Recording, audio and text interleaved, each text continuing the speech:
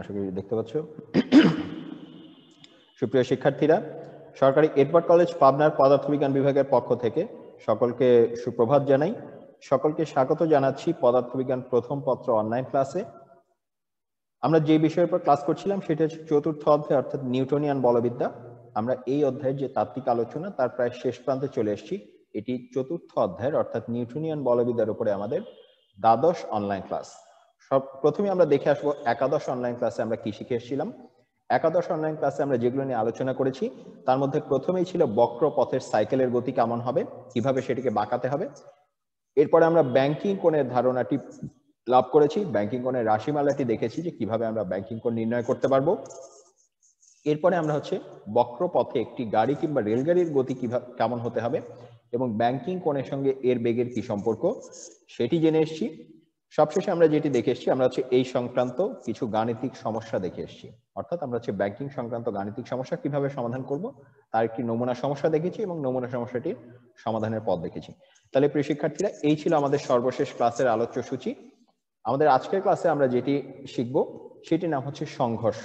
সংঘর্ষ শব্দটি আমাদের কোনোভাবেই অপরিচিত নয়, এটি আমাদের খুবই পরিচিত একটি শব্দ।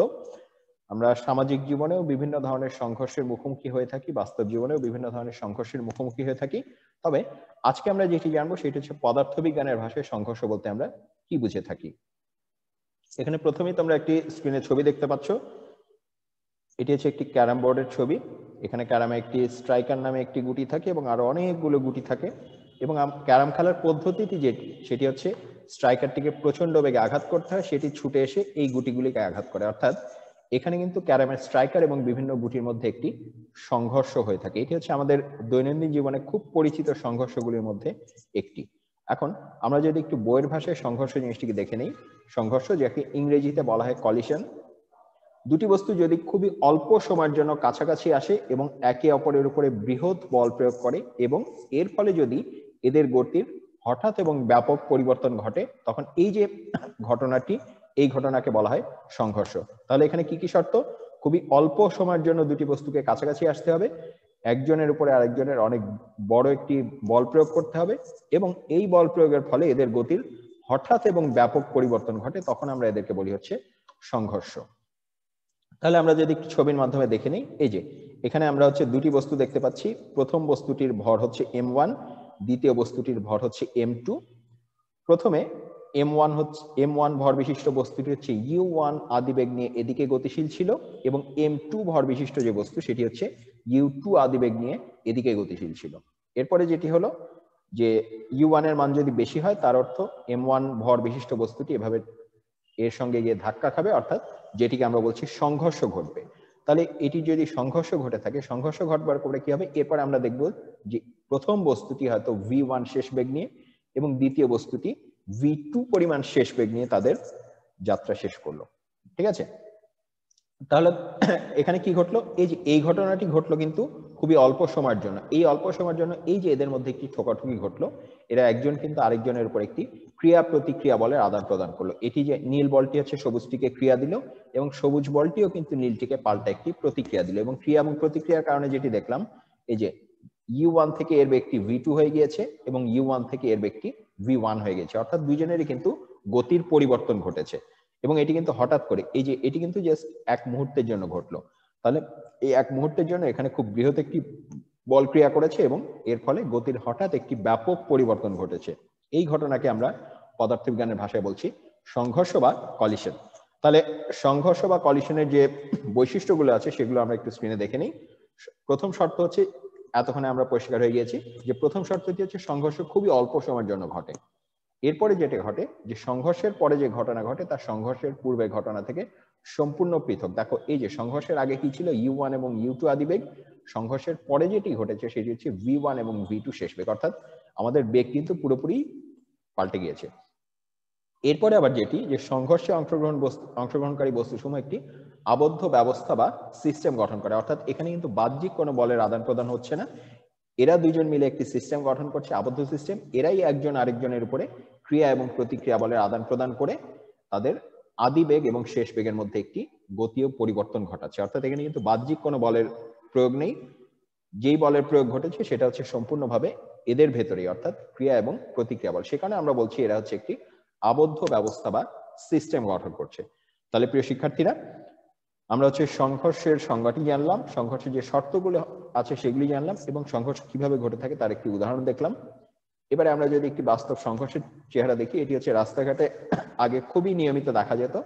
এখন বিভিন্ন ধরনের ব্যবস্থা নেবার কারণে আগের চেয়ে এটি ঘটার হার হ্রাস পেয়েছে, কিন্তু তবুও এখনো মাঝে মধ্যে আমরা এটি দেখি। হয়তো অসতর্কতার কারণে ঘটে, কখনো রাস্তায় কোনো সমস্যার কারণে ঘটে, বিভিন্ন কারণে এটি ঘটে থাকে, কিন্তু আমরা কিন্তু মাঝে মধ্যেই রাস্তায় এই ঘটনাটি ঘটতে দেখি। অর্থাৎ এই যে এখানে হচ্ছে এটি হচ্ছে প্রথম বস্তু, এটি হচ্ছে দ্বিতীয় বস্তু, এবং সংঘর্ষের আগে নিশ্চয়ই এরা প্রচন্ড বেগে গতিশীল ছিল। সংঘর্ষের পরে কিন্তু দুমড়ে মুছে তাদের গতিটি শূন্য হয়ে গিয়েছে বা হয়তো কোনো একদিকে ছিটকে গিয়েছে। অর্থাৎ তাদের গতির কিন্তু পরিবর্তন ঘটেছে, এবং সেটি হঠাৎ করে। অ্যাক্সিডেন্ট কিন্তু বলে অনেকক্ষণ ধরে হয় না, সেটি মুহূর্তের মধ্যে ঘটে যায়, এবং মুহূর্তের মধ্যে প্রচুর পরিমাণে বলের আদান প্রদান একজনের কাছ থেকে আরেকজনের কাছে যায়। তাহলে প্রিয় শিক্ষার্থীরা, আমরা হচ্ছে একটি সংঘর্ষের বাস্তব উদাহরণ দেখলাম। এখন এবারে আমরা হচ্ছে একটু সংঘর্ষের প্রকারভেদ সম্পর্কে জানবো। সংঘর্ষ মূলত দুই প্রকারের হয়ে থাকে। প্রথম প্রকারের সংঘর্ষকে আমরা বলে থাকি স্থিতিস্থাপক সংঘর্ষ বা ইলাস্টিক কলিশন। দ্বিতীয় প্রকারের যে সংঘর্ষ তাকে আমরা বলে থাকি অস্থিতিস্থাপক বা ইনইলাস্টিক কলিশন।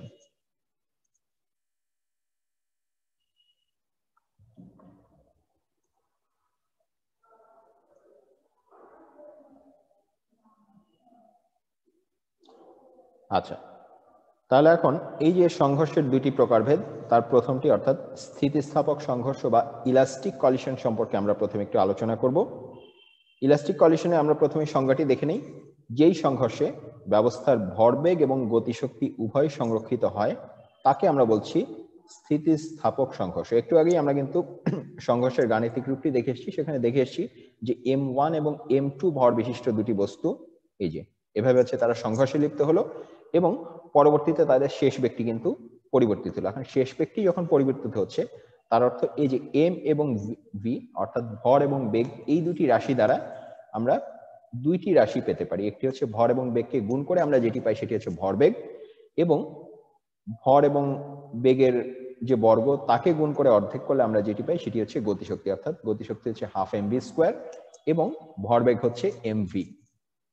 ঠিক আছে, তাহলে এখন দেখো ভি এর মানটি যদি পরিবর্তিত হয়, অর্থাৎ বেগের মানটি যদি পরিবর্তিত হয়, অবশ্যই আমাদের আগের ভরবেগ একরকম, শেষের ভরবেগ আরেক রকম। অর্থাৎ এই যে এই নীল বলটির কিন্তু ভর এবং ভর ঠিক থাকলেও বেগ পরিবর্তিত হয়েছে, অর্থাৎ এর অবশ্যই ভরবেগের পরিবর্তন ঘটেছে এবং গতিশক্তিরও পরিবর্তন হয়েছে। আবার এই সবুজ বলটির ক্ষেত্রেও আদিবেগের পরিবর্তন হয়ে V2 তে পরিবর্তিত হয়েছে, অর্থাৎ তার ভরবেগ এবং গতিশক্তি দুটি কিন্তু পরিবর্তন হয়েছে। এখন স্থিতিস্থাপক সংঘর্ষ হচ্ছে এমন একটি সংঘর্ষ যেই ক্ষেত্রে ব্যবস্থার ভরবেগ, ব্যবস্থা মানে কি? ব্যবস্থা মানে হচ্ছে এই দুটি মিলে মোট যে সংগ্রহটি, এই পুরোটুককে আমরা বলছি হচ্ছে ব্যবস্থা। অর্থাৎ এই ব্যবস্থাটি যদি ভরবেগ এবং গতিশক্তি উভয় সংরক্ষিত হয়, সংরক্ষিত হওয়ার অর্থ হচ্ছে এর আদি এবং শেষ, এর যে মোট পরিমাণ সেটি হচ্ছে ধ্রুব থাকবে। ঠিক আছে, অর্থাৎ এটির আদি অবস্থা এবং শেষ অবস্থায় এর মোট যে পরিমাণ সেই পরিমাণটি ধ্রুব থাকবে। তাহলে যদি আমরা গাণিতিকভাবে বলতে যাই, এই যে দেখো শুরুতে তার মোট ভরবেগ কত ছিল? শুরুতে এইটির ভরবেগ ছিল m1 এবং u1, এটির ভরবেগ ছিল m2 u2, অর্থাৎ মোট ভরবেগ ছিল m1 u1 plus m2 u2। এখন ভরবেগ যদি সংরক্ষিত থাকে তার অর্থ প্রথমে মোট ভরবেগ যত ছিল শেষেও মোট ভরবেগ তত থাকবে। অর্থাৎ শেষের এই যে এটির ভরবেগ হচ্ছে m1 v1, এটির ভরবেগ হচ্ছে m2 v2, তাহলে মোট ভরবেগ হচ্ছে m1 v1 plus m2 v2। তাহলে স্থিতিস্থাপক সংঘর্ষের যে সংজ্ঞাটি আমরা দেখে এসেছি যে এক্ষেত্রে কি হবে, ব্যবস্থার ভরবেগ এবং গতিশক্তি উভয় যদি সংরক্ষিত হয় তার অর্থ অবশ্যই m1 u1 plus m2 u2 সমান সমান m1 v1 plus m2 v2 হবে। এটি হচ্ছে প্রথম অংশ, অর্থাৎ ভরবেগ সংরক্ষিত হলো। এরপরে যদি গতিশক্তিও সংরক্ষিত হয় সেক্ষেত্রে সেটিকে আমরা গাণিতিকভাবে বলতে পারি যে half m1 u1 square plus half m2 u2 square, এটি হচ্ছে আমার মোট আদি গতিশক্তি। এটি সমান সমান হবে হচ্ছে half m1 v1 square plus half m2 v2 square. ঠিক আছে, এই যে এটি হচ্ছে আমার মোট আদি গতিশক্তি, এটি হচ্ছে আমার মোট শেষ গতিশক্তি। তাহলে যদি আমার ভরবেগটিও শুরু এবং শেষে সমান থাকে, অর্থাৎ মোট ভরবেগের পরিমাণ ধ্রুব থাকে এবং মোট গতিশক্তির পরিমাণও ধ্রুব থাকে, সেক্ষেত্রে আমরা তাকে বলছি ভরবেগ সংরক্ষিত হওয়া এবং গতিশক্তি সংরক্ষিত থাকা, এই দুটি ঘটনাই যখন ঘটে, যেই সংঘর্ষের ক্ষেত্রে ঘটে, তাকে আমরা বলি স্থিতিস্থাপক সংঘর্ষ। এখানে কিন্তু শক্তির আদান প্রদান হয়, কিন্তু শক্তির অন্য কোনো শক্তিতে রূপান্তর ঘটে না। সাধারণত বড় কোনো ঘটনায় আমরা স্থিতিস্থাপক সংঘর্ষ দেখি না। স্থিতিস্থাপক সংঘর্ষ ঘটে থাকে হচ্ছে একেবারে আণবিক পর্যায়ে, অর্থাৎ একটি অণুর সাথে আরেকটি অণুর যে সংঘর্ষ হয় তাকে আমরা স্থিতিস্থাপক সংঘর্ষ বলতে পারি, কিংবা একটি পারমাণবিক পর্যায়ে একটি কণার সঙ্গে আরেকটি পারমাণবিক কণার যে সংঘর্ষ ঘটে তাকে আমরা স্থিতিস্থাপক সংঘর্ষ বলতে পারি। এই সংঘর্ষগুলো সাধারণত পারমাণবিক পর্যায়ে ঘটে থাকে। তাহলে প্রিয় শিক্ষার্থীরা, আমরা স্থিতিস্থাপক সংঘর্ষ সম্পর্কে জানলাম। এবারে আমরা যেটি দেখব সেটি হচ্ছে আরেকটি সংঘর্ষের প্রকারভেদ রয়েছে, যাকে আমরা বলেছিলাম অস্থিতিস্থাপক সংঘর্ষ বা ইনইলাস্টিক কলিশন। এখন তোমরা আগেরটির সংজ্ঞা থেকে হয়তো আন্দাজ করতে পারছো, যেই সংঘর্ষে ভরবেগ সংরক্ষিত হয় কিন্তু গতিশক্তি সংরক্ষিত হয় না, তাকে আমরা বলি অস্থিতিস্থাপক সংঘর্ষ। অর্থাৎ এখানে কি ঘটলো, এই সংঘর্ষে ভরবেগ সংরক্ষিত হয় কিন্তু গতিশক্তি সংরক্ষিত হয় না, তাকে আমরা বলছি অস্থিতিস্থাপক সংঘর্ষ। তাহলে আমরা কি বলতে পারি, আমরা যদি আবার এই আগের ছবিটি একটু দেখে নেই, এই ক্ষেত্রে আমার ভরবেগ সংরক্ষিত হচ্ছে, অর্থাৎ m1u1 প্লাস m2u2 সমান সমান m1v1 প্লাস m2v2 হবে, কিন্তু এই ক্ষেত্রে আমার গতিশক্তিটি সংরক্ষিত হচ্ছে না, অর্থাৎ আমার half m1u1 square plus half m2u2 square, এটি এই যে দেখো এখানে হচ্ছে নট ইকুয়াল টু, অর্থাৎ এটি হচ্ছে half m1v1 square plus half m2v2 স্কোয়ারের সমান নয়, অর্থাৎ এখানে কিছু শক্তির পরিবর্তন ঘটেছে অন্য কোনো শক্তিতে। সাধারণত যেটি হয় বাস্তবে, যখন আমরা কোনো একটি সংঘর্ষ ঘটতে দেখি, ধরো কোনো একটি বাসের সঙ্গে ট্রাকের যখন মুখোমুখি সংঘর্ষ ঘটে, আমরা প্রথমেই যেটি টের পাই, প্রচন্ড শব্দ হয়, সংঘর্ষে সাধারণত প্রচন্ড শব্দ হয়। এই শব্দ শক্তিটির উৎপত্তি কিন্তু এই গতিশক্তি থেকেই। সাধারণত দুটি বস্তু প্রচন্ড বেগে যখন সংঘর্ষে লিপ্ত হয়, তখন সেখানে ঘর্ষণের ফলে প্রচন্ড তাপ উৎপন্ন হয়। এই তাপ শক্তিটিও আসে কিন্তু এই আদি গতিশক্তি থেকে। আবার যখন দুটি বস্তু সংঘর্ষে লিপ্ত হয়, তাপ থেকে কখনো কখনো আমরা দেখি যে সেখানে হয়তো আগুনের ফুলকি দেখা যায়, কিংবা কোনো একটি আলো উৎপন্ন হয় বা উত্তপ্ত হয়ে একটি ধাতব পদার্থের হয়ে থাকলে দেখা যায় সেটি হচ্ছে লাল হয়ে গিয়েছে, অর্থাৎ সেখানে হচ্ছে কখনো কখনো আলোক শক্তি উৎপন্ন হতে পারে। অর্থাৎ এই যে শব্দ কিংবা তাপ কিংবা আলো ইত্যাদি অন্যান্য শক্তিতে যে রূপান্তরিত হচ্ছে, তার ফলে কিন্তু তার শেষ গতিশক্তির একটি অংশ অন্য শক্তিতে রূপান্তরিত হয়ে যাচ্ছে। অর্থাৎ বাস্তবে আমরা যে সকল সংঘর্ষ দেখে থাকি সেগুলো সাধারণত অস্থিতিস্থাপক বা ইনইলাস্টিক কলিশনই হয়ে থাকে। তাহলে প্রিয় শিক্ষার্থীরা, আমরা কি জানলাম? আমরা জানলাম সংঘর্ষ দুই প্রকারের। একটিকে আমরা বলছি স্থিতিস্থাপক সংঘর্ষ, যেখানে ভরবেগ এবং গতিশক্তি দুটি সংরক্ষিত হয়। আরেকটি হচ্ছে অস্থিতিস্থাপক সংঘর্ষ, যেখানে ভরবেগ সংরক্ষিত থাকলেও গতিশক্তিটি সংরক্ষিত থাকে না। তাহলে প্রিয় শিক্ষার্থীরা, আমরা যদি একটু পরের অংশটি দেখে থাকি, এরপরে আমরা যেটি দেখব সেটির নাম হচ্ছে একমাত্রিক স্থিতিস্থাপক সংঘর্ষ। আমরা কি দেখব? আমরা দেখব হচ্ছে একমাত্রিক স্থিতিস্থাপক সংঘর্ষ। অর্থাৎ প্রথম শর্ত হচ্ছে এখানে সংঘর্ষটি হচ্ছে একমাত্রিক এবং এটি হচ্ছে স্থিতিস্থাপক। তাহলে আমরা যদি একটু সংজ্ঞাটি দেখে নেই, এখানে আমরা কি দেখতে পাচ্ছি? এখানে আমরা দেখতে পাচ্ছি যে সংঘর্ষ সৃষ্টিকারী দুটি বস্তুর যে আপেক্ষিক গতিবেগ, সেটি সংঘর্ষের পূর্বে এবং সংঘর্ষের পরে যদি একই সরলরেখায় থাকে, অর্থাৎ একই মাত্রা বরাবর থাকে, তখন সেই সংঘর্ষকে আমরা বলছি একমাত্রিক সংঘর্ষ। ঠিক আছে? তাহলে এই যে আমরা যদি মনে করি যে m1 এবং m2 ভরের দুটি গোলাকার বস্তু, এদের কেন্দ্রদ্বয় সংযোজক সরলরেখা বরাবর একই দিকে, খেয়াল করো, একই দিকে u1 এবং u2 আদিবেগে গতিশীল, কোনো এক সময় বস্তু দুটির মধ্যে স্থিতিস্থাপক সংঘর্ষ ঘটলো এবং সংঘর্ষের পরে বস্তু দুটি যথাক্রমে v1 এবং v2 বেগে একই সরলরেখা বরাবর একই দিকে চলতে থাকলো।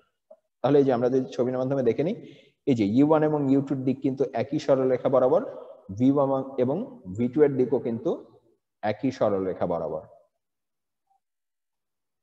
ঠিক আছে? এই যে এখানে এদের দুজনের u1 এবং u2 এরা হচ্ছে একই সরলরেখা বরাবর, আবার v1 এবং v2 এরাও একই সরলরেখা বরাবর কাজ করছে। অর্থাৎ তাদের কিন্তু বেগের দিকের কোনো পরিবর্তন হয়নি, তারা যেই মাত্রায় ছিল সেই মাত্রা বরাবরই গতিশীল আছে। সে কারণে এদেরকে আমরা বলছি একমাত্রিক সংঘর্ষ। তাহলে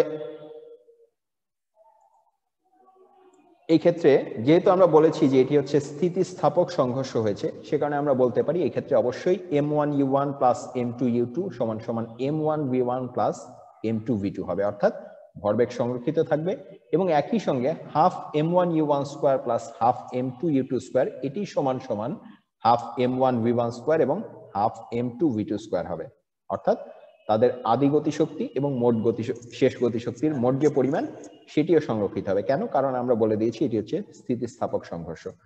তাহলে দেখো এখানে আমরা যেটি পেলাম, আমরা কি পেলাম? আমরা পেলাম m1u1 প্লাস m2u2 সমান সমান m1v1 প্লাস m2v2 এবং half m1u1 square plus half m2u2 square সমান সমান half m1v1 square plus half m2v2 square. অর্থাৎ এখানে আমাদের মোট 4টি জিনিস রয়েছে, আমাদের মোট সমীকরণ পেয়েছি হচ্ছে 2টি, একটি হচ্ছে ভরবেগের জন্য, একটি হচ্ছে গতিশক্তির জন্য। তাহলে এখানে দেখো এখানে m1 এবং m2 তো স্থির রাশি, এখানে u1 u2 রয়েছে, v1 v2 রয়েছে, তাহলে এদেরকে যদি আমরা v1 এবং v2 দুটি সমীকরণ হিসাবে সমাধান করি, অর্থাৎ আমরা যদি v1 এর মানকে অন্য বাকি সবগুলো রাশি দ্বারা এবং v2 এর মানকে আদি অবস্থার সবগুলো মান দ্বারা প্রকাশ করতে যাই, তাহলে আমরা সমীকরণ সমাধান করে v1 এর একটি মান পাবো এবং v2 এর একটি গাণিতিক মান পাবো। আমরা যদি বীজগাণিতিক ভাবে এই দুটি সমীকরণকে সমাধান করে থাকি, তখন আমরা যেটি পাই, আমরা পাই হচ্ছে v1 সমান সমান m1 minus m2 divided by m1 plus m2 into u1 plus 2m2 divided by m1 plus m2 into u2, এবং আমরা v2 এর মানটি পাই v2 সমান সমান 2m1 divided by m1 plus m2 into u1 plus m2 minus m1 divided by m1 plus m2 into u2। ঠিক আছে, এই অংশটুকু হচ্ছে তোমাদের আজকে বাড়ির কাজ থাকলো, যে তোমরা এই দুটি সমীকরণকে সমাধান করে বাসায় গিয়ে চেক করে দেখবে, বাসায় গিয়ে নিশ্চিত হবে যে আসলেই v1 সমান সমান এই রাশিটি এবং v2 সমান সমান এই রাশিটি আসে কিনা। এখন দেখো এই যে আমরা v1 এবং v2 কে যে u1 এবং u2 এবং m1 m2 দ্বারা প্রকাশ করলাম, দেখো এখানে কিন্তু শুধুমাত্র ডান পক্ষে আদি অবস্থা ছাড়া কিছু নেই। আদিতে কি ছিল? আদিতে ছিল m1 এবং u1, m2 এবং u2। এখানে আমাদের ডান পক্ষে যা যা আছে আমাদের কিন্তু শুধুমাত্র u1 এবং u2 আছে, অর্থাৎ আমাদের আদি যে অবস্থা, আদি বেগ দ্বারা আমরা শেষ বেগের মানকে প্রকাশ করতে পারলাম। ঠিক আছে, তাহলে এবারে দেখো, এবারে হচ্ছে আমরা একমাত্রিক এই যে স্থিতিস্থাপক সংঘর্ষের দুটি গতীয় সমীকরণ পেলাম, শেষ বেগের দুটি সমীকরণ পেলাম v1 এবং v2, এদের আমরা দুটি কিছু বিশেষ অবস্থা দেখব। এই যে এখানে হচ্ছে প্রতিটি ক্ষেত্রে ঘটনা একই। এখানে আমরা কি পেয়েছি? আমরা পেয়েছি v1 সমান সমান হচ্ছে m1 minus m2 divided by m1 plus m2 into u1 এবং 2m2 divided by m1 plus m2 into u2, আর v2 সমান সমান পেয়েছি 2m1 divided by m1 plus m2 into u1 plus m2 minus m1 divided by m1 plus m2 into u2। এখন এই যে আমরা সমীকরণ দুটি সমাধান করে যা পেয়েছি, একে যদি আমরা এখন একটু বিশেষ অবস্থায় নিয়ে যাই, দেখো প্রথম বিশেষ অবস্থাটা কি? বিশেষ অবস্থা 1, এটি হচ্ছে যদি m1 এবং m2 সমান হয়। m1 এবং m2 সমান হলে কি হবে? দেখো আমরা একটু হিসাব করি, m1 এবং m2 যদি সমান হয়ে থাকে তখন আমরা কি বলতে পারবো? তখন আমাদের v1 কি হবে? m1 এবং m2 যদি সমান হয় তখন আমরা পাবো v1 সমান সমান, দেখো m1 m2 সমান হওয়ার মানে হচ্ছে এই যে এখানে আসবে m1 মাইনাস m2। এখন m1 m2 যদি সমান হয়, সমান থেকে সমান বাদ হলে কি হয়? 0। তাহলে এই পুরো অংশটুকু হচ্ছে 0 হয়ে যাবে। তখন আমরা পাবো v1 সমান সমান 0 প্লাস, এখন m1 আর m2 যেহেতু সমান, তার মানে উপরেও আমরা লিখতে পারি 2m2, এবং m1 আর m2 যদি সমান হয় তাহলে m1 এর বদলে আমরা m2 বসাতে পারি, অর্থাৎ নিচে আমরা লিখতে পারি m2 প্লাস m2, এর সঙ্গে আমাদের গুণ হচ্ছে u2। ঠিক আছে, তাহলে আমরা কি পেলাম? দেখো 2m উপরে আছে 2m2, নিচেও আছে m2 প্লাস m2 মানেও তো 2m2, অর্থাৎ এখানে আমরা পাচ্ছি 2m2 বাই 2m2। তাই 2m2 কাটাকাটি, আমরা পাচ্ছি v1 সমান সমান u2। আমরা কি পেলাম? আমরা প্রথমটি একটু লিখে রাখি। প্রথমে আমরা পেলাম হচ্ছে v1 সমান সমান u2। ঠিক আছে, আচ্ছা এবার তাহলে দেখো আমরা যদি v2 এর মানটি নির্ণয় করি এই সমীকরণ অনুসারে, আমরা কি পাচ্ছি? আমরা পাচ্ছি v2 সমান সমান, এই ক্ষেত্রে আবার কি হবে? এখানে হচ্ছে 2m1 ডিভাইডেড বাই হচ্ছে m1 এবং m2 যেহেতু আমরা সমান এই শর্তে কাজ করছি, অর্থাৎ m1 এর মানও যায় m2 এর মানও তা, তাই m1 প্লাস m2 এর বদলে আমরা লিখতে পারি m1 প্লাস m1, ঠিক আছে। এটি ইন্টু আবার u1 প্লাস পরের অংশটিতে কি আছে দেখো, এখানে আছে m2 মাইনাস m1। এখন m2 এবং m1 এর মান যদি সমান হয় তার অর্থ m2 মাইনাস m1, তুমি সমান জিনিস থেকে একই জিনিসকে বিয়োগ করছো, অর্থাৎ এই অংশটুকু হচ্ছে 0, ঠিক আছে। অর্থাৎ এখানে আমরা কি পেলাম দেখো, এখানে আমরা পেলাম, আমরা v2 এর মান নির্ণয় করেছি, দেখো এখানে উপরে আছে 2m1, নিচে আছে m1 plus m1। m1 plus m1 মানে হচ্ছে 2m1, অর্থাৎ উপরেও 2m1 নিচেও 2m1, অর্থাৎ 2m1 বাই 2m1 মানে কাটাকাটি হয়েছে 1। এখানে আমরা পাচ্ছি শুধুমাত্র u1 কে, অর্থাৎ আমরা এখানে পেলাম v2 মানে হচ্ছে u1, ঠিক আছে। তাহলে আমরা কি পেলাম দেখো, এখানে আমরা একটি বিশেষ অবস্থা দেখছিলাম, বিশেষ অবস্থাটির শর্ত কি ছিল, শর্ত ছিল হচ্ছে m1 সমান সমান m2। m1 সমান সমান m2 হওয়ার অর্থ হচ্ছে আমার এই যে প্রথম বস্তুটি এবং দ্বিতীয় বস্তুটি সমান ভর বিশিষ্ট। সমান ভর বিশিষ্ট হওয়ার ক্ষেত্রে আমরা কি পেলাম, আমরা পেলাম v1 হচ্ছে u2 এর সমান এবং v2 হচ্ছে u1 এর সমান, অর্থাৎ এদের সমান ভর বিশিষ্ট দুটি বস্তু যদি একমাত্রিক স্থিতিস্থাপক সংঘর্ষে লিপ্ত হয় সেক্ষেত্রে v1 হবে u2 এর সমান, v2 হবে u1 এর সমান, অর্থাৎ প্রথমটির আদিবেগ হবে দ্বিতীয়টির শেষ বেগ, দ্বিতীয়টির আদিবেগ হবে প্রথমটির শেষ বেগ, ঠিক আছে। অর্থাৎ এটিকে আমরা যখন এক কথায় বলি তখন বলা হয় যে সমান ভরের দুটি বস্তু যদি একমাত্রিক স্থিতিস্থাপক সংঘর্ষে লিপ্ত হয় সেক্ষেত্রে তারা বেগ বিনিময় করে। এই যে দেখো, একজনের আদিবেগটি আরেকজনের শেষ বেগ হয়ে যাচ্ছে, এর আদিবেগটি হচ্ছে এর শেষ বেগ হয়ে যাচ্ছে, অর্থাৎ এরা বেগ বদলাবদলি করছে। সে কারণে আমরা বলছি যে সমভরের দুটি বস্তু যদি স্থিতিস্থাপক একমাত্রিক সংঘর্ষে লিপ্ত হয় সেক্ষেত্রে তারা বেগের বিনিময় করে বা অদল বদল করে, ঠিক আছে। তাহলে এবারে হচ্ছে আমরা আরেকটি বিশেষ অবস্থা দেখব। এই যে এটি হচ্ছে সাধারণভাবে আমাদের একমাত্রিক স্থিতিস্থাপক সংঘর্ষের ক্ষেত্রে বেগের রাশিমালা। এবারে দেখো, এবারে আমাদের বিশেষ অবস্থাটি কি বলছে, এবারে আমাদের বিশেষ অবস্থাটি হচ্ছে u2 সমান সমান 0। আমরা কি বললাম, আমরা বললাম যে u2 সমান সমান 0। এখন u2 সমান সমান 0 হওয়ার অর্থ কি, তার অর্থ এই যে দ্বিতীয় যে বস্তুটি সেটি হচ্ছে স্থির অবস্থানে ছিল, দ্বিতীয় যে বস্তুটি সেটি হচ্ছে স্থির অবস্থানে ছিল। তাহলে দ্বিতীয় বস্তুটি যদি স্থির অবস্থানে থাকে তখন আমরা কি পাবো, তখন আমরা পাবো v1 এটি সমান সমান হবে হচ্ছে m1 minus m2 divided by m1 plus m2 আর তার সাথে থাকবে হচ্ছে u1, ঠিক আছে।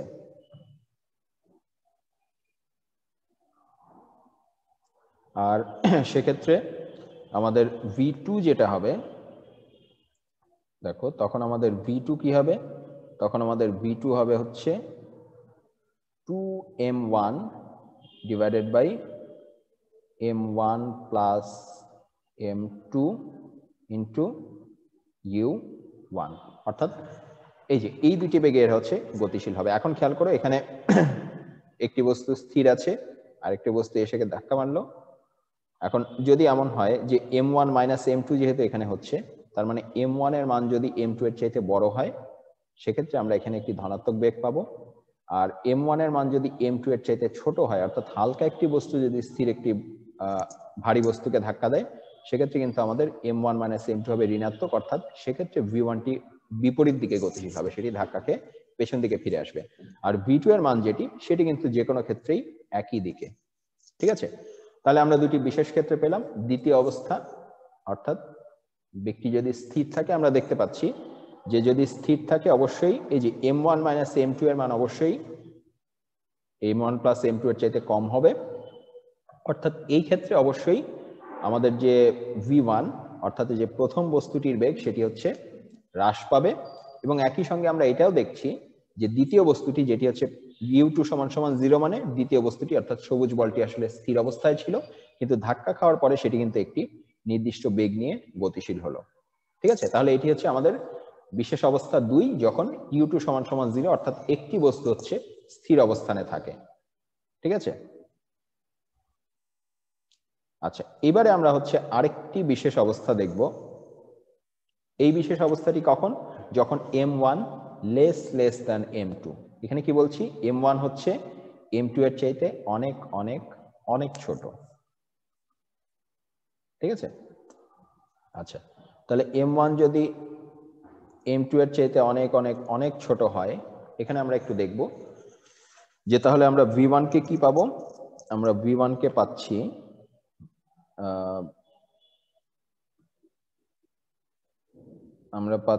v1 সমান সমান, এখানে দেখো m1 মাইনাস m2। এখন যদি এমন হয় যে তোমার হচ্ছে m1 m2 এর চাইতে অনেক অনেক অনেক ছোট, ঠিক আছে? মনে করো তোমার, আমরা যদি উদাহরণ হিসেবে ধরি, মনে করো এমন যদি হয় যে m1 মানে হচ্ছে 0.001 আর m2 হচ্ছে মনে করো 1000 কেজি। ঠিক আছে? এখন 1000-এর থেকে তুমি যদি 0.001 যোগ করো বা 1000 থেকে সাথে তুমি যদি 0.001 বিয়োগ করো, তাতে কিন্তু 1000-এর প্রায় কিছুই যায় আসে না, অর্থাৎ সেটি প্রায় সমান সমান। অর্থাৎ তোমার যদি অবস্থা এমন হয়, উপরে আমরা কি করছি? উপরে আমরা m1 মাইনাস m2 করছি আর নিচে আমরা m1 প্লাস m2 করছি। এখন m1 এর মান যদি খুবই ছোট হয়, খুবই ছোট একটি জিনিসকে যোগ করলেও কিছু যায় আসে না, বিয়োগ করলেও কিছু যায় আসে না। অর্থাৎ আমরা এখানে কি পাবো? দেখো এখানে আমরা যেটি পাচ্ছি সেটি হচ্ছে m1 মাইনাস m2, অর্থাৎ এটি হচ্ছে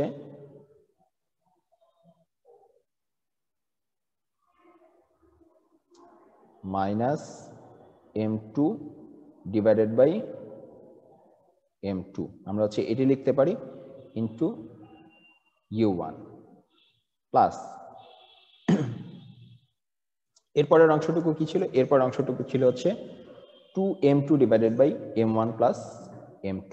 এখন যদি এমন হয় যে আমাদের এই অনেক ভারী যে বস্তুটি সে যদি স্থির অবস্থানে থাকে, একটু আগে আমরা যেটি দেখেছিলাম, অর্থাৎ u2 হচ্ছে 0, তাহলে এই অংশটুকু হয়ে যাবে হচ্ছে 0। ঠিক আছে? তাহলে হচ্ছে এখন আমরা শেষমেশ কি পেলাম? দেখো এই যে minus m2 divided by m2 মানে হচ্ছে আমরা পেলাম, এটিকে যদি আমরা আলাদা করে একটু লিখে নেই,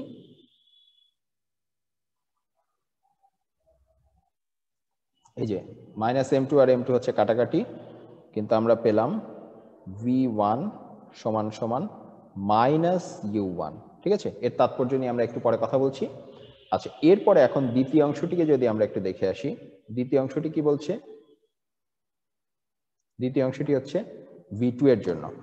অর্থাৎ এখানে যখন আমরা v2 কে হিসাব করতে আসব, আমরা কি পাবো? আমরা পাবো v2 সমান সমান, এখানেও কিন্তু দেখো আগের মতোই অবস্থা, v2 সমান সমান হচ্ছে 2m1 divided by m1 plus m2 into u1 এবং m2 minus m1 divided by m1 plus m2, এটির সঙ্গে হচ্ছে u2। u2 যেহেতু 0, তাই এই দ্বিতীয় অংশটুই এখানেও 0 হয়ে যাবে, অর্থাৎ এই অংশটুকু হচ্ছে 0 হয়ে যাচ্ছে। আর প্রথম অংশটুকু আমরা যখন 2m1 by m1 plus m2 করছি, আমরা কি বলছি? 2m1 by m1 plus m2। m1 কি? m1 হচ্ছে এই যে খুবই ক্ষুদ্র একটি অংশ, m2 এটি হচ্ছে খুবই ক্ষুদ্র একটি অংশ। তাহলে এটি যদি খুবই ক্ষুদ্র একটি অংশ হয়ে থাকে, এক্ষেত্রে আমরা যেটি বলতে পারি যে এটি হচ্ছে প্রায় শূন্যের কাছাকাছি, 0 ইন্টু u1। ঠিক আছে?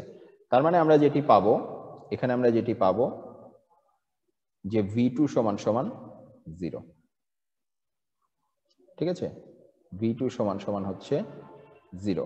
আর যদি এমন হয় যে u2 হচ্ছে 0 নয়, অর্থাৎ এই বিশেষ অবস্থাতে u2 যদি 0 না হয়ে থাকে, সেক্ষেত্রে আমরা কি পেতাম? সেক্ষেত্রেও এই অংশটি কিন্তু এখানে 0ই হতো।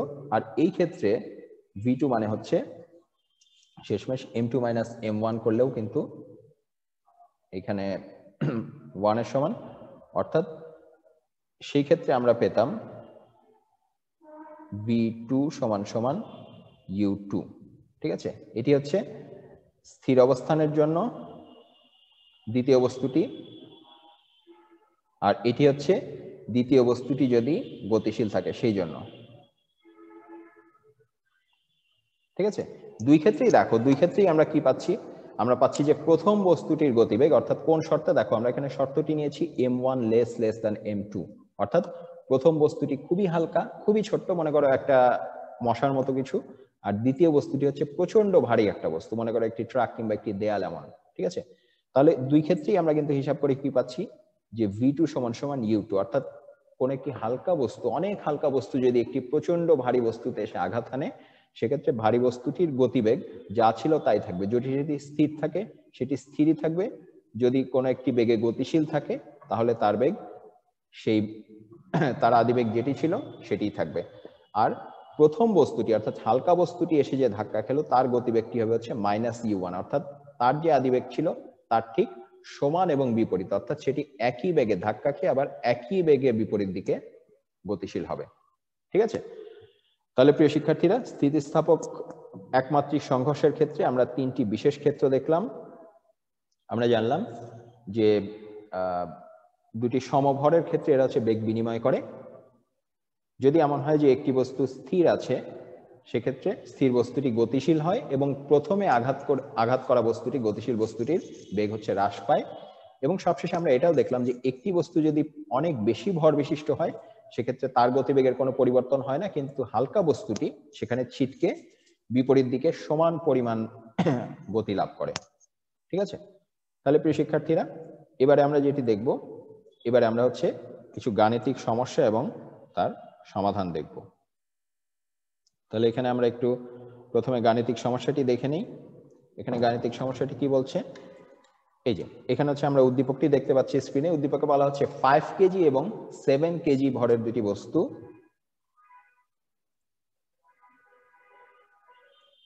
এখানে কি বলেছে, এখানে বলেছে 5 কেজি এবং 7 কেজি ভরের দুটি বস্তু যথাক্রমে 5 মিটার পার সেকেন্ড এবং 6 মিটার পার সেকেন্ড বেগে পরস্পর বিপরীত দিক থেকে এসে সংঘর্ষের পরে বস্তুদ্বয় একত্রে মিলিত হয়ে নির্দিষ্ট দিকে চলতে শুরু করলো।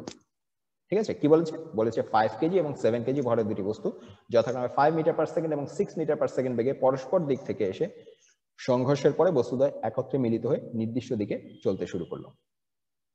প্রশ্নে যেটি জিজ্ঞাসা করা হয়েছে, প্রথমে জিজ্ঞাসা করা হয়েছে উদ্দীপকের বস্তুদ্বয়ের চূড়ান্ত বেগ নির্ণয় করো। এরপরে বলা হয়েছে যে উদ্দীপকের বস্তুদ্বয় সংঘর্ষ স্থিতিস্থাপক নাকি অস্থিতিস্থাপক, সেটি গাণিতিক বিশ্লেষণ সহ মতামত দাও। তাহলে আমরা যদি প্রথমে এর গাণিতিক হিসাবটি একটু করে দেখি। ঠিক আছে, প্রথমে এখানে কি বলেছে, প্রথমে এখানে বলেছে যে এখানে হচ্ছে দুইটি বস্তু ছিল। আমরা বস্তু দুটিকে এখানে, এই যে এই একটি বস্তু এবং এই হচ্ছে আরেকটি বস্তু, এবং সংঘর্ষের পরে কি ঘটলো, সংঘর্ষের পরে যেটি ঘটলো যে সংঘর্ষের পরে এরা হচ্ছে একই দিকে গতিশীল থাকলো এবং পরস্পর সংযুক্ত হয়। ঠিক আছে, তাহলে আমরা যদি একটু ছবির মাধ্যমে এঁকে নেই এবং ছবির মাধ্যমে দেখে নেই। এখানে প্রথমে আমরা মনে করি যে এটি হচ্ছে, এটির ভর ছিল m1, এটিকে আমরা বললাম m2, এবং এখানে কিন্তু বলা আছে, অর্থাৎ এটি হচ্ছে আসলে m1 মানে হচ্ছে 5 কেজি, m2 হচ্ছে 7 কেজি, এবং এখানে আরো বলা আছে যে এটা হচ্ছে 5 এবং 6 মিটার পার সেকেন্ড বেগে পরস্পর বিপরীত দিকে আসছে। অর্থাৎ এটির বেগ যদি এইদিকে হয়, m2 এর বেগ কিন্তু এইদিকে, অর্থাৎ এটি হচ্ছে u1, এটি হচ্ছে u2, এবং এরপরে হচ্ছে এরা মিলেমিশে m1 এবং m2 একসঙ্গে মিলেমিশে এভাবে গতিশীল আছে। তাহলে দেখো আমরা কি কি আছে সেটি যদি একটু দেখে নেই, আমরা কি কি পাচ্ছি, আমরা পাচ্ছি m1 মানে হচ্ছে 5 কেজি, এরপরে আমরা পাচ্ছি m2 সমান সমান 7 কেজি, এরপরে আমরা পাচ্ছি u1 সমান সমান 5 মিটার পার সেকেন্ড। এখানে আমাদের একটু খেয়াল করতে হবে যে আমাদের যেহেতু বলা আছে তাদের বেগটি হচ্ছে দুটি ভিন্ন দিকে, অর্থাৎ u2 এর দিকটি কিন্তু ভিন্ন হবে, u2 হবে হচ্ছে -6 মিটার পার সেকেন্ড। ঠিক আছে, এখন এই উদ্দীপকের বস্তুদ্বয়ের যে চূড়ান্ত বেগ, সেখানে আমরা তাহলে এখন কি করতে পারি, আমরা বলতে পারি যে যেহেতু সংঘর্ষ ঘটছে, অর্থাৎ অবশ্যই m1u1 প্লাস m2u2 এটি সমান সমান হবে হচ্ছে m1v প্লাস m2v।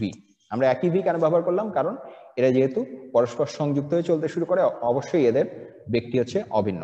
তাহলে চূড়ান্ত বেগটি আমরা যদি এখানে মান বসিয়ে দিই, আমরা পাবো যে v মানে হচ্ছে m1u1 plus m2u2 divided by m1 plus m2। এখানে তুমি যদি মানগুলো বসিয়ে দাও, এখানে হিসাব করে পাওয়া যাচ্ছে হচ্ছে -1.42 মিটার পার সেকেন্ড। তাহলে আমরা কি পেলাম? আমরা পেলাম চূড়ান্ত বেগ হচ্ছে -1.42 মিটার পার সেকেন্ড। দেখো এখানে আমরা কি বলেছিলাম, প্রথম বস্তুটির গতিকে আমরা ধরেছিলাম পজিটিভ, দ্বিতীয় বস্তুটির গতিকে আমরা ধরেছিলাম নেগেটিভ। আমরা যেহেতু ফাইনালি উত্তরটি নেগেটিভ পাচ্ছি, তার অর্থ এরা যুক্ত অবস্থায় অবশ্যই দ্বিতীয় বস্তুটি যেদিকে গতিশীল অর্থাৎ এই দিকে 1.42 মিটার পার সেকেন্ড এই গতিতে গতিশীল হয়েছে। ঠিক আছে, তাহলে এবার যদি একটু দ্বিতীয় অংশের দিকে আমরা তাকাই, দ্বিতীয় অংশের দিকে আমরা কি করতে পারি, আমরা হচ্ছে স্থিতিস্থাপক না অস্থিতিস্থাপক নির্ণয়ের জন্য আমাদের হচ্ছে গতিশক্তি প্রয়োজন হবে। তাহলে আমরা প্রথমে কি হিসাব করব? আমরা প্রথমে আদি গতিশক্তি EI এটি নির্ণয় করে আসি। এটি হচ্ছে half m1u1 square plus half m2u2 square. এখানে যদি আমরা মানগুলো বসিয়ে দিই, এখানে আমি বিস্তারিত দেখাচ্ছি না, তোমরা অবশ্যই পুরো হিসাবটি করে নেবে। এখানে আমরা হিসাব করে পেয়েছি হচ্ছে 188.5 জুল। ঠিক আছে, এটি হচ্ছে আমাদের আদি গতিশক্তি। আর আমাদের শেষ গতিশক্তি কত? শেষ গতিশক্তি ই ফাইনাল আমরা পেয়েছি half m1v square plus half m2v square. এটিকে হিসাব করে আমরা পেয়েছি হচ্ছে 12.1 জুল। ঠিক আছে, আমরা কত পেয়েছি? আমরা পেয়েছি 12.1 জুল। দেখো আমরা এখান থেকে যে তথ্যটি পেলাম সেটি হচ্ছে ই আদি গতিশক্তি এবং শেষ গতিশক্তি এরা কিন্তু সমান নয়। এরা যেহেতু সমান নয় অর্থাৎ এই সংঘর্ষটি অবশ্যই অস্থিতিস্থাপক। তাহলে প্রিয় শিক্ষার্থীরা, আমাদের জুমের যে বরাদ্দ সময় সেটির আমরা একদম শেষ প্রান্তে চলে এসেছি। তাই আমাদের আজকের ক্লাসটি এখানেই শেষ হচ্ছে। পরবর্তী ক্লাসের আগ পর্যন্ত সবাই সুস্থ থাকুন, নিরাপদ